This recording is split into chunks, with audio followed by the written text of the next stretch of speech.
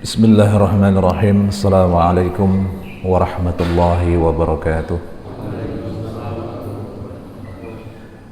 Innal hamdalillah nahmaduhu wa nasta'inuhu wa nastaghfiruh wa na'udzu billahi min shururi anfusina wa sayyiati a'malina.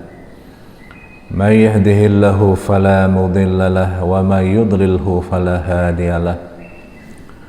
Ashhadu an la ilaha illallah wahdahu la syarika lah wa ashhadu anna Muhammadan abduhu wa rasuluhu la nabiyya ba'dah. Allahumma salli wa sallim wa barik ala Muhammadin wa ala alihi wa ashabihi ajmain, amma ba'd. Kepada yang kami muliakan dan kami hormati Ustadz Nur Khazin, kepada Bapak Ibu jamaah ma'asyiral muslimin yang dirahmati dan berkahi oleh Allah Subhanahu wa taala, izinkan yang pertama kali kami mengucapkan taqabbalallahu minna wa minkum wa taqabbal ya karim wa ja'alana wa iyyakum minal aidina wal faidin. Mohon maaf lahir dan batin. Selanjutnya, selalu kita bersyukur kepada Allah Subhanahu wa taala atas limpahan cucuran nikmat yang Allah berikan kepada kita, sehingga dalam kesempatan yang baik ini kita selalu dapat menegakkan dan istiqamah di dalam menjalankan perintah-perintah Allah Subhanahu wa taala. Tak lupa kemudian selawat serta salam kita haturkan kepada junjungan Nabi besar kita Muhammad sallallahu alaihi wasallam, karena beliau adalah tauladan kita di dalam sepanjang masa, yang kemudian beliaulah pula yang menghantarkan kita mendapatkan hidayah dengan memeluk agamanya Allah Subhanahu wa ta'ala. Bapak Ibu ma'asyiral muslimin yang dirahmati dan diberkahi oleh Allah Subhanahu wa ta'ala, dalam kesempatan yang baik ini kami ingin menyampaikan tema tentang melangkah berjuang atas nama Allah. Ada sebuah pepatah yang mengatakan hidup adalah perjuangan. Kalau tidak berani berjuang, ya tidak usah hidup. Hidup adalah perjuangan. Kalau tidak mau berjuang, ya tidak usah hidup. Bapak Ibu ma'asyiral muslimin yang dirahmati Allah Subhanahu wa taala, Allah Subhanahu wa ta'ala telah mengingatkan kita di dalam Quran surat Al-Bayyinah pada ayat yang kelima, yang mana ayat itu berbunyi, a'udzubillahi minasyaitonirrajim, bismillahirrahmanirrahim, wa ma umiru illa liya'budullaha mukhlishina lahuddin hunafa'a wa yuqimus salata wa yu'tuz zakah wa dzalika dinul qayyimah. Ya, artinya tidaklah mereka diperintahkan, artinya kita semua, tidaklah kita ini diperintahkan melainkan untuk beribadah kepada Allah Subhanahu wa ta'ala secara ikhlas karena agama Allah. Orang-orang yang cenderung kepada hanif, kebenaran, dan kemudian mereka menegakkan salat, mengeluarkan zakat, dan itulah agama yang lurus. Bapak Ibu ma'asyiral muslimin yang dirahmati Allah Subhanahu wa ta'ala, selepas kita Ramadan, kita masuk di dalam bulan Syawal, yang bila mana dilihat Syawal itu sendiri artinya meningkat. Jadi kalau THR Ramadan itu sebelum menjelang, diberikan menjelang sebelum hari raya. Tapi ada lagi THR selepas Ramadan, yaitu takwa habis Ramadan. Takwa habis Ramadan. Di dalam rangkaian itu pula, Bapak Ibu ma'asyiral muslimin yang dirahmati dan diberkahi oleh Allah Subhanahu wa taala, itu semua mengingatkan kepada kita bahwasannya kita ini selalu dan senantiasa di dalam fokus kehidupan kita, yaitu beribadah kepada Allah Subhanahu wa taala. Maka di dalam surat Al-Bayyinah pada ayat yang kelima inilah yang kemudian adalah sebuah pernyataan, tidaklah mereka diperintahkan. Artinya kita semua Bapak Ibu yang muliakan Allah Subhanahu wa taala, kita melakukan perintah ibadah kepada Allah Subhanahu wa taala itu jangan sampai hanya sebatas perintah saja. Jangan sampai hanya sebatas perintah saja.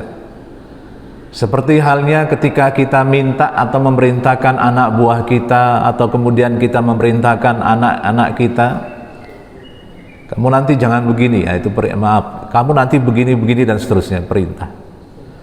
Tetapi kalau kemudian anak tersebut sudah memaklumi bahwa ada kewajiban dia sebagai seorang anak berbakti kepada orang tua, maka kemudian sifat yang tadi awalnya adalah perintah dilakukan dengan senang hati, maka begitulah kira kita. Baik, kemudian pada ayat selanjutnya Allah Subhanahu wa taala berfirman dalam Quran surah Al-Anbiya ayat 25. Wa ma arsalna min qablika min rasulin illa nuhi ilaihi annahu la ilaha illa ana fa'budun. Tidaklah kami mengutus sebelum engkau wahai Muhammad seorang rasul, melainkan kami telah wahyukan kepadanya sebuah kalimat la ilaha illa ana, tidak ada Tuhan selain aku, kata Allah, fa'budun, maka sembahlah aku.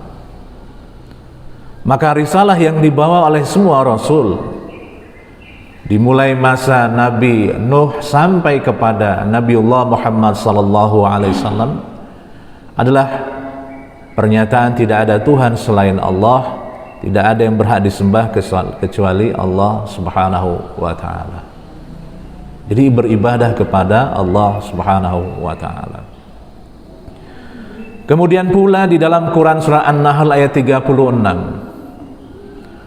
wa laqad ba'atsna fi kulli ummatin rasula an ya'budullaha wajtanibut taghut. Dan sungguh telah kami utus pada setiap golongan, dalam setiap umat, rasulah, seorang rasul, ani'budullaha, yang mana membawa perintah beribadahlah kepada Allah, wajtanibut taghut, dan jauhkan diri daripada penyembahan kepada taghut. Dan masih banyak ayat-ayat yang lain yang semuanya adalah memberikan perintah kepada kita untuk beribadah kepada Allah Subhanahu wa taala. Maka kemudian pokok manusia adalah beribadah kepada Allah. Pokok manusia adalah beribadah kepada Allah. Secara substansif Allah Subhanahu wa taala mengatakan, tidaklah aku ciptakan bangsa jin dan manusia melainkan untuk beribadah kepada Allah Subhanahu wa taala. Di dalam Quran surah Al-Bayyinah tadi dijelaskan, yang pertama, wa yuqimus sholata wa hiya asyrafu ibadatil badan, yaitu menegakkan salat, yang mana salat itu adalah ibadah fisik yang sangat mulia. Maka aktivitas kita Bapak Ibu yang muliakan Allah Subhanahu wa taala adalah fisik kita biasakan untuk beribadah kepada Allah Subhanahu wa taala. Dengan aktivitas fisik tadi, Bapak Ibu yang muliakan Allah Subhanahu wa taala, yang kemudian diteliti dalam bentuk gerakan, di dalam bentuk perubahan dalam sholat itu sendiri, banyak ditemukan dan dikemukakan manfaat yang sungguh luar biasa. Semisalkan sholat, kenapa kita disunahkan untuk memperbanyak sujud, yang artinya melamakan sujud tersebut. Dan ternyata ketika dijelaskan oleh kalangan medis, pada saat posisi sujud tersebut, maka aliran darah yang tadinya dipompa oleh jantung itu bisa mengalir ke otak secara sempurna dan baik. Agak berbeda memang dengan ketika posisi dalam keadaan berdiri. Dalam keadaan sujud kemudian aliran darah yang mengalir ke otak tersebut menjadikan otak volumenya itu menjadi lebih baik sebelumnya. Maka kemudian banyak kalangan tasawuf yang menyatakan kalau terkena penyakit pusing dan lain sebagainya, mereka melakukan banyak ibadah sholat. Begitu. Ini yang banyak dilakukan dan dikemukakan oleh kalangan medis. Kemudian pula manfaat sujud misalkan bagi ibu-ibu yang sedang hamil atau mengandung, dan itu ternyata disarankan pula oleh para dokter agar kemudian mereka tidak mendapatkan kesulitan di dalam melahirkan. Subhanallah, luar biasa. Dan mungkin masih banyak lagi penelitian-penelitian yang disampaikan oleh kalangan intelektual tentang dahsyatnya sholat tersebut. Posisi ruku misalkan, kenapa posisi ruku itu harus sejajar tulang punggungnya? Dan ternyata Bapak Ibu yang dimuliakan Allah Subhanahu wa taala, itu bahagian daripada terapi agar kemudian pinggang tersebut menjadi lentur dan menjadi terhindar dari penyakit yang sekarang ini muncul, yaitu saraf kejepit dan sebagainya. Ini yang pertama. Kemudian wayutuz zakah, mengeluarkan zakat. Wahiyal ihsanu ilal fuqara'i wal muhawij. Mengeluarkan zakat ternyata maknanya adalah berlaku baik kepada orang-orang fakir dan orang-orang yang membutuhkan. Bapak Ibu yang dimuliakan Allah Subhanahu wa taala, jauh sebelum munculnya kecerdasan intelektual, Islam telah mengajarkan bagaimana mencerdaskan emosional, yaitu berlaku ihsan kepada orang-orang fakir, menumbuhkan rasa iba, menumbuhkan kecerdasan emosi yang kemudian akan menjadikan orang tersebut menjadi orang yang lapang. Itulah yang dipakai oleh konsep Ari Ginanjar dalam ESQ-nya. Lalu kemudian ayat itu ditutup wadzalika dinul qayyimah, itulah agama yang tegak, agama yang lurus, agama yang adil, yang artinya umat yang bila mana berpegang dengan itu dia akan berlaku adil.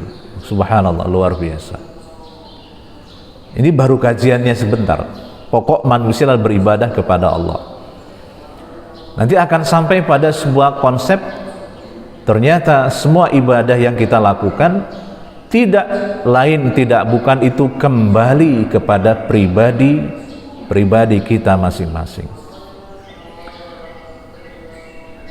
Ibnu Katsir menjelaskan dari kalangan para imam Az-Zuhri, Asy-Syafi'i dengan ayat yang mulia ini, beliau mengatakan ala annal a'mal dakhilah fil iman, bahwasanya sesungguhnya aktivitas yang dilakukan oleh semua manusia itu masuk dalam ruang lingkup iman kepada Allah Subhanahu wa taala. Yang artinya Bapak Ibu yang dimuliakan Allah Subhanahu wa taala, aktivitas kita itu sebenarnya bisa masuk dalam ranah ibadah, dalam bentuk ibadah. dalam keadaan beribadah kepada Allah. Jadi sesuatu yang kita lakukan itu tidak akan berlaku sia-sia. Melangkah ke masjid, melangkah ke pasar ataupun lain sebagainya. Nah, sekarang pertanyaannya Bapak Ibu yang dimuliakan Allah Subhanahu wa taala. Apakah berpikir, berpendapat dan bertindak itu kategori ibadah kepada Allah? Yang kedua, apakah membantu agama Allah kategori ibadah? Dan yang ketiga, bagaimana mengeluaskan makna ibadah kepada Allah Subhanahu wa taala? Kita akan coba jawab satu persatu dengan sebuah pembahasan, yaitu tentang berpikir, berpendapat dan bertindak. Apakah itu kategori ibadah kepada Allah Subhanahu wa taala? Allah Subhanahu wa taala telah mengingatkan kita di dalam surat 3 Quran, surat Ali Imran pada ayat 190 sampai 191. Ayat itu berbunyi, inna fi khalqis samawati wal ardi wa ikhtilafil laili wan nahari la ayatil liulil albab.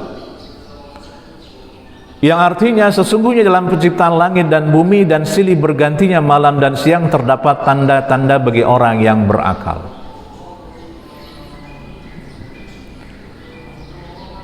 Alladzina yadhkuruna Allaha qiyaman wa qu'udan wa 'ala junubihim wa yatafakkaruna fi khalqis samawati wal ard. Rabbana ma khalaqta hadza batila subhanaka faqina azabannar. Yaitu mereka yang mengingat Allah sambil berdiri atau duduk atau dalam keadaan berbaring, dan kemudian mereka memikirkan tentang penciptaan langit dan bumi seraya berkata, ya Allah, tidaklah engkau ciptakan ini dengan sia-sia, maha suci engkau ya Allah, maka peliharalah kami dari siksa neraka. Nah, kedua ayat tersebut Bapak Ibu yang dimuliakan Allah Subhanahu wa taala, menurut Ibnu Abbas maksudnya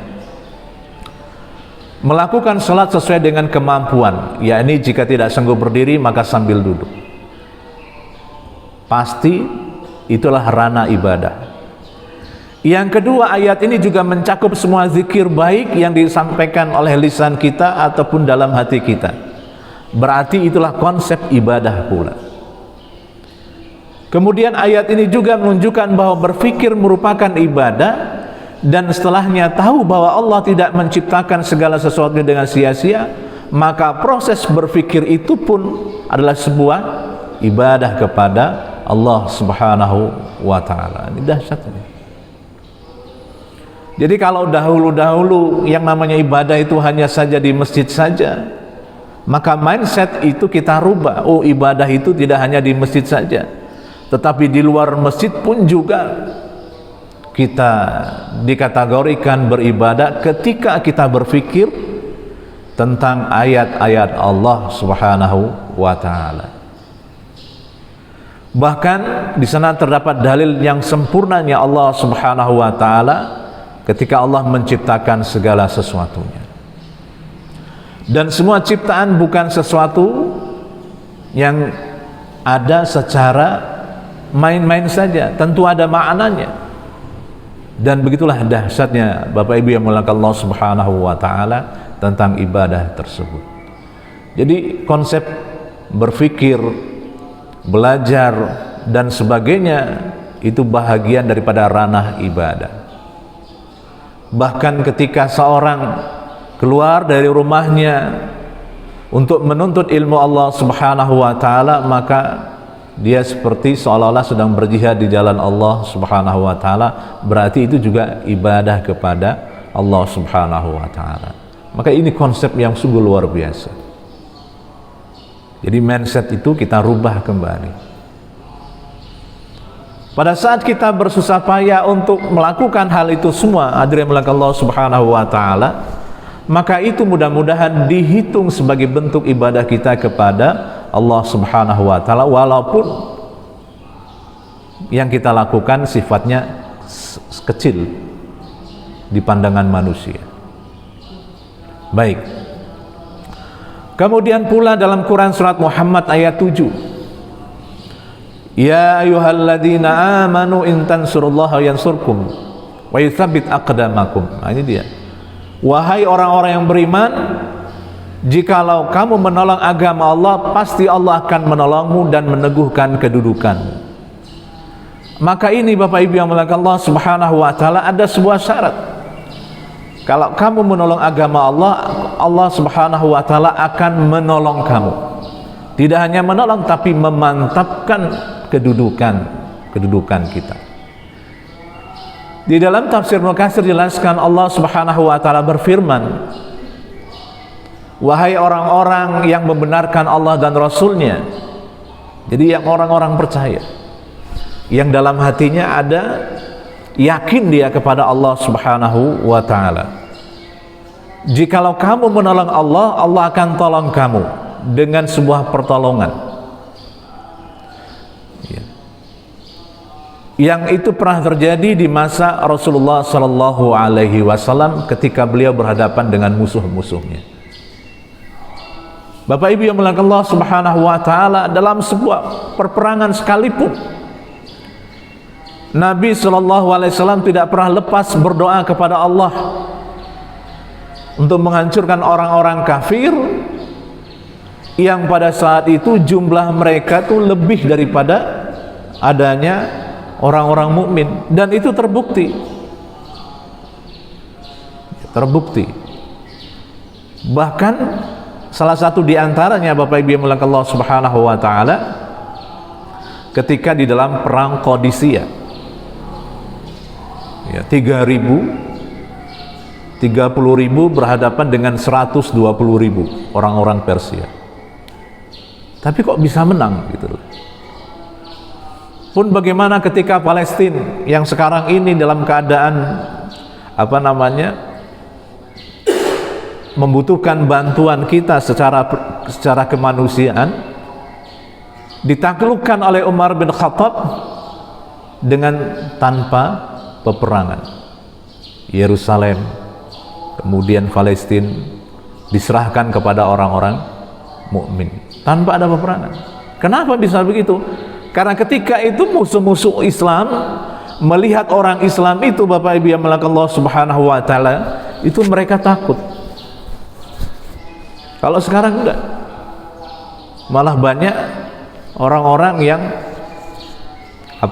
merasa hebat ketika mereka bisa menghinakan agama dan umat Islam. Beberapa waktu yang lalu ada anak muda yang kemudian meremehkan orang-orang Islam di Indonesia. Tidak tahu sampai sekarang belum diproses itu.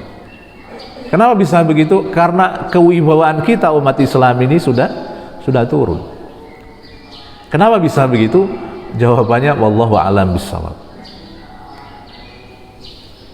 Ketika Nabiullah Muhammad SAW berhadapan dengan orang-orang kafir dan berjihad bersama mereka, maka kalimat yang pertama, kalimat yang mulia itu adalah Allah Subhanahu wa taala memberikan pertolongan kepada mereka untuk mengalahkan mereka, memberikan pertolongan kepada kaum muslimin dan memberikan pertolongan kepada mereka. Maka sesungguhnya dialah Allah Subhanahu wa taala yang menolong agamanya dan para wali-walinya Allah Subhanahu wa taala. Sebagaimana dijelaskan di dalam sebuah hadis, Sa'id an Qatadah berkata, firman Allah yang berbunyi in tansurullaha yansurkum, itu adalah haknya Allah Subhanahu wa taala untuk memberikan kepada siapa yang mereka bermohon kepada Allah Subhanahu wa taala, dan kemudian memberikan pertolongan kepada yang menolong agama Allah Subhanahu wa taala. Dahsyat Bapak Ibu yang muliakan Allah Subhanahu wa taala. Maka tidak ada alasan bagi kita kaum muslimin ketika melihat saudara-saudara kita yang ada di Palestina, maka bahagian yang bisa kita lakukan adalah bermohon kepada Allah agar mereka kaum muslimin diberikan kemenangan dan kenyamanan di dalam mengatasi persoalan menghadapi orang-orang Israel Zionis.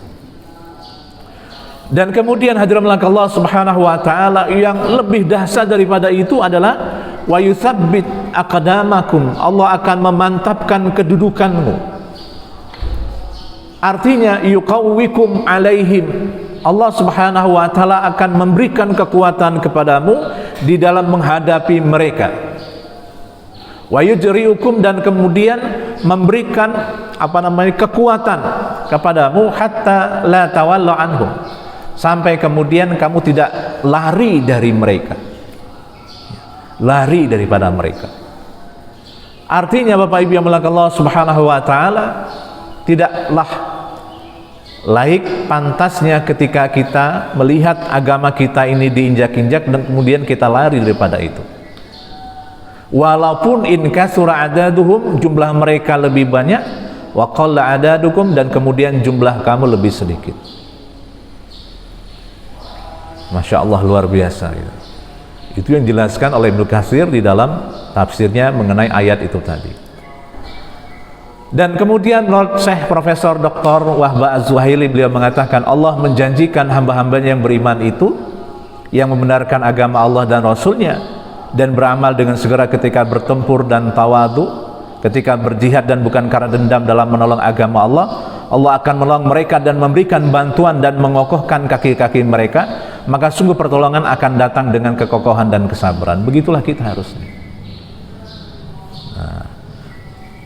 Maka muatan ayat tersebut, hadirin Allah Subhanahu wa taala, yang pertama, Allah menjanjikan kepada orang-orang beriman akan mendapat kemenangan terhadap musuh-musuhnya apabila mereka benar-benar menolong agama Allah. Ya, kalau dulu ada sebuah istilah, untuk apa menolong agama Allah? Enggak ditolong pun juga agama Allah tetap ada, tetap bersinar. Iya. Tapi itu kembalikan kepada kita. Kita menolong agama Allah dengan apa yang bisa kita lakukan. Kita berjihad dalam agama Allah dengan apa yang bisa kita lakukan. Kalau kita mampu berjihad dengan pena kita misalkan, yaitu dengan membuat tulisan-tulisan yang baik, tulisan yang sempurna, tulisan yang memperjelas tentang kedudukan Islam dan umat Islam, itu sungguh luar biasa. Atau kemudian kita melakukan hal-hal yang belum pernah dipikirkan dan dilakukan oleh orang-orang sebelumnya, yaitu berdakwah di tempat-tempat yang kemudian itu jauh dari dakwah tersebut, maka itu yang bisa kita lakukan. Yang kedua, menolong agama Allah dengan berjihad memperjuangkan kebenaran di jalan Allah, niscaya Dia akan menolongmu menghadapi berbagai kesulitan dan meneguhkan kedudukanmu sehingga kamu dapat mengalahkan musuh-musuhmu. Yang ketiga, janji Allah bagi orang-orang kafir kepada Allah dan Rasulnya dan mengingkari tuntutan agamanya, maka celakalah di dunia maupun di akhirat. Jadi ini mindset yang perlu kita tegakkan juga dalam hati kita masing-masing. Siapa saja yang kemudian ingkar dan menentang agama Allah, pastilah mereka akan hancur. Kapan? Ya itu yang nggak bisa kita lihat, nggak bisa kita pastikan. Tapi pastinya itu akan hancur. Contohnya yang ada dalam Al-Quran, bagaimana Fir'aun dengan kekuasaannya pasti akan hancur. Namrud yang begitu banyak pengikutnya yang berkuasa, ketika masanya sudah hancur, ya hancur. Apalagi orang-orang yang tidak sempurna pada saat ini, dia merasa bahwa kekuasaan bisa mengekalkan dan sebagainya. Kalau saatnya sudah hancur dan mengingkari agama Allah, dia akan hancur gitu. Yang keempat, Allah menghapus segala amal sehingga amalnya sia-sia karena membenci apa yang diturunkan Allah, yaitu Al-Quran. Nah ini dia.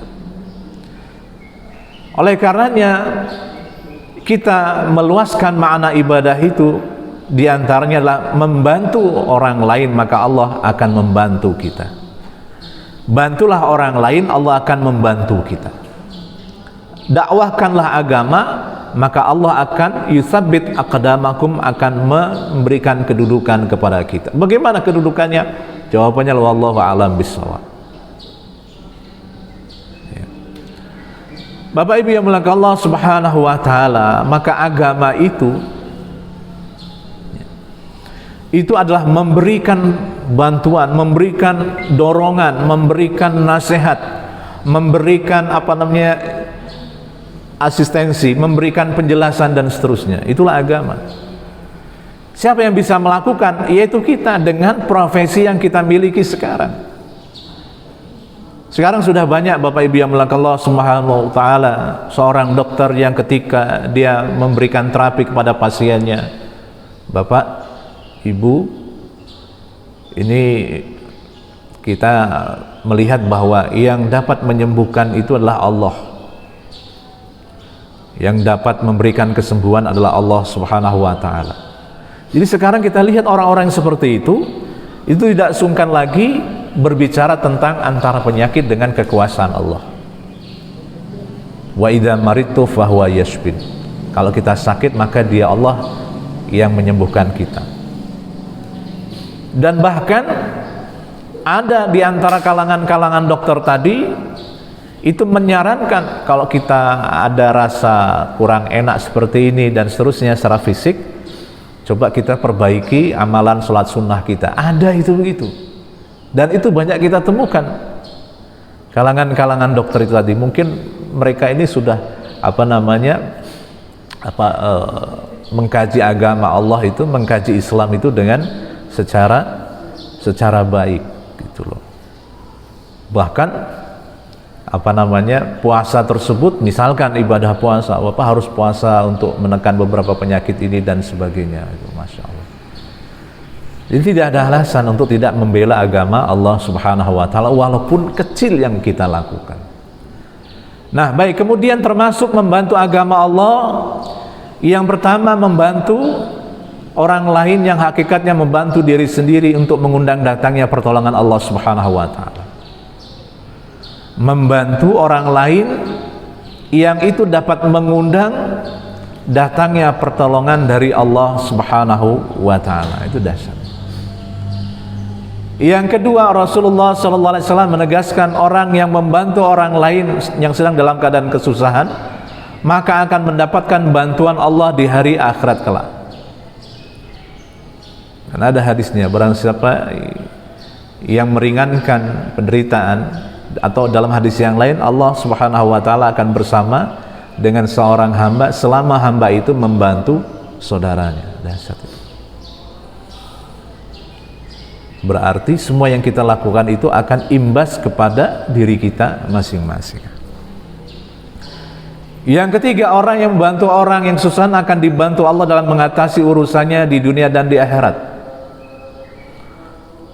Bapak Ibu yang dimuliakan Allah Subhanahu wa taala, saya sering menemukan orang-orang seperti ini. Sering menemukan orang-orang yang, mohon maaf, ketika kita dalam keadaan kesulitan secara administratif dan seterusnya, itu ada aja orang yang bantu. Apa yang kurang, Pak? Apa yang bisa kita bantu? Itu mudah ternyata. Dan ternyata yang saya lakukan adalah, diantaranya adalah tidak membiarkan orang dalam keadaan kesulitan. Kesulitan itu apa yang bisa saya bantu, saya bantu. Yang kadang-kadang juga tidak terfikir juga kalau fisik dan seterusnya itu terbatas itu. Tapi kemudian Allah Subhanahu wa taala memberikan kemudahan untuk itu. Ya. Ketika ada orang minta dibantu mencarikan ini, termasuk juga yang minta tolong untuk mencarikan jodoh itu. Ya walaupun belum ketemu, sudah ditemukan tapi belum cocok gitu. Ya namanya konsepnya adalah membantu. Yang bisa kita bantu, kita bantu. Sampai akhirnya banyak ya minta tolong untuk dicarikan jodoh dan seterusnya. Gitu. Akhirnya terkenal juga di luar itu, Masya Allah. Carikan jodoh tapi gitu.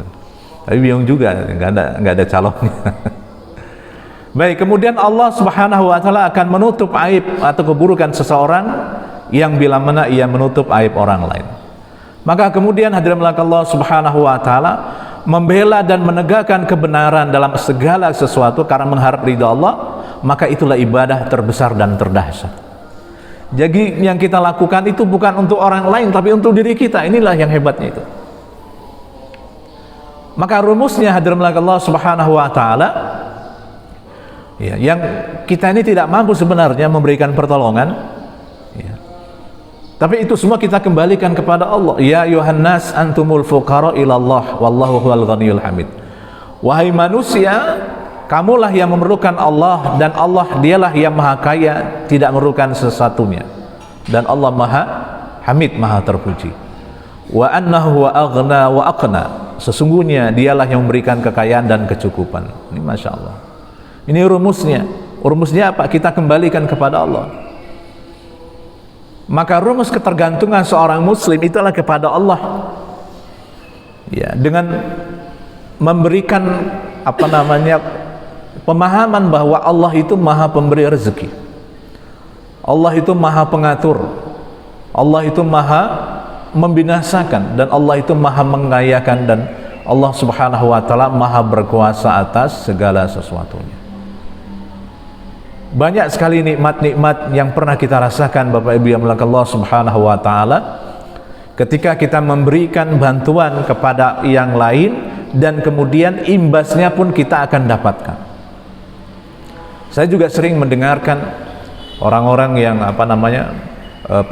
pensiunan guru yang dahulunya mereka tanpa pamrih berjuang luar biasa. Begitu mereka punya anak yang kemudian anaknya selesai sekolahnya dan kemudian minta dicarikan ada posisi dan seterusnya, dan ternyata itu dapat itu. Ternyata itulah yang yang ada di dalam agama kita Allah Subhanahu wa taala. Bapak Ibu yang dimuliakan Allah Subhanahu wa taala, kita butuh kepada Allah. Ya, Allah tidak butuh kepada kita, tapi kita butuh kepada Allah dengan harapan apa yang kita lakukan itu adalah kembali kepada kita semua. Maka bagaimana dengan orang-orang yang punya pandangan, ya, ada seorang yang mengatakan ini mantan kepala BIN dan mantan ketua umum PKPI, ya, Partai Keadilan dan Persatuan ini. Dia tidak jelas agamanya. Dia mengatakan bahwa masalah Palestina Israel bukan urusan bangsa Indonesia. Padahal orang-orang Muslim Indonesia, orang-orang Indonesia itu mayoritas Muslim. Keterkaitan historis ketika orang-orang Muslim Palestina memberikan bantuan secara material itu ternyata tidak banyak diungkap. Nah, sekarang baru diungkap. Ternyata mereka ada seorang tokoh mufti yang kemudian memberikan secara moral bahwa mendukung kemerdekaan bangsa kita. Ada juga kemudian orang ghani, orang kaya yang memberikan bantuan kepada kita. Ya, bagaimana supaya kita ini bisa merdeka. Masya Allah. Yang hal-hal seperti itu kadang-kadang dilupakan gitu loh.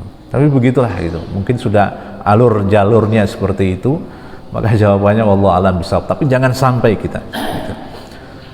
Yang kedua, hari malapetaka dan bencana umat Islam sedunia. Apa itu? Yaitu tadi perebutan orang-orang Zionis Israel yang kemudian baru tanggal 22 kemarin Al-Quds sudah dikuasai, sudah diambil alih oleh orang-orang Muslim, ya, dengan perjuangan yang luar biasa tentunya, dan kemudian tidak berapa lama, hanya hitungan beberapa jam kemudian mereka berbalik. Zionis Israel itu melakukan kekerasan lagi, Masya Allah. Nah, hadirin Allah Subhanahu wa taala, puncak adalah perjuangan bangsa Palestina, orang-orang Muslim Palestina. Apa yang bisa kita lakukan? Ya mungkin kita bisa melakukan donasi, atau paling tidak kita menyelipkan dalam doa-doa kita ini untuk kemenangan kaum muslimin yang ada di Palestina saja, atau di mana tempat seperti orang-orang Muslim Uighur di Cina dan sebagainya. Maka mudah-mudahan Allah Subhanahu wa taala memberikan keselamatan kepada mereka agar mereka terhindar dari intimidasi orang-orang yang tidak suka dengan agama Allah Subhanahu wa taala. Walaupun kita ini bangsa kita ini banyak persoalan juga, tapi itulah yang bisa kita lakukan.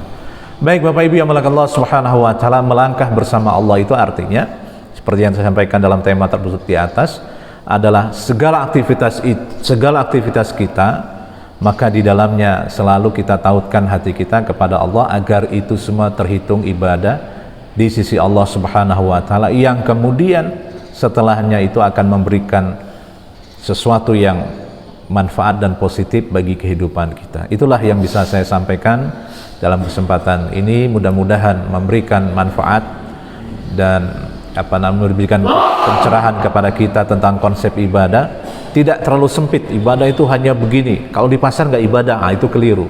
Kalau dahulu mungkin iya, dahulu karena belum ada banyak kajian-kajian dakwah, tapi kalau sekarang ya fa insyaallah itu semakin memahami. Justru yang lebih banyak itu adalah tantangannya di pasar. Ketika kita menjadi seorang tajir, seorang pedagang, kita berlaku jujur, kita menerapkan waktunya sholat ya sholat, waktunya pas usaha ya usaha, jujur dan sebagainya, maka itulah yang akan memberikan ketenangan dan keberkahan dan bahkan kenyamanan dalam kehidupan kita. Itulah yang bisa kita mintakan kepada Allah Subhanahu wa taala. Ini yang bisa saya sampaikan, mohon maaf atas segalanya. Mari kita akhiri pengajian kita bersama dengan baca doa kafaratul majlis. Subhanakallahumma wa bihamdika asyhadu alla ilaha illa anta astaghfiruka wa atubu ilaik. Wa lafu minkum. Wassalamualaikum warahmatullahi wabarakatuh.